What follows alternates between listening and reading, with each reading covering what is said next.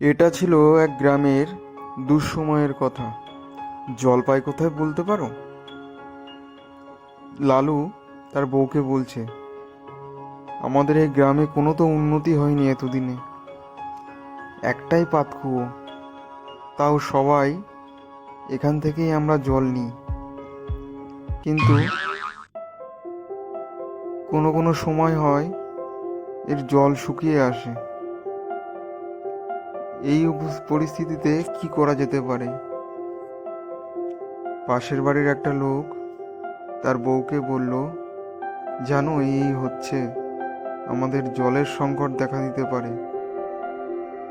তারপর সে গ্রামের মোড়লের কাছে গেল বলতে যে আমাদের জলের সংকট পড়েছে, পাতকুয়োতে জল পাচ্ছি না আমরা। সে বলল, আমরা তো এখন পুকুর থেকেই জল খাই, আমাদের বাড়ির পিছনে এক ডোবা আছে, তোমরা ওখান থেকে জল খেতে পারো। সে বলে তাদেরকে পুকুরটা দেখাতে আসলো। এদিকে রামু আর রামুর বউ চিন্তা করছে, পাতকুয়োয় তো জল নেই, তাহলে এবার আমরা কোথায় যাব?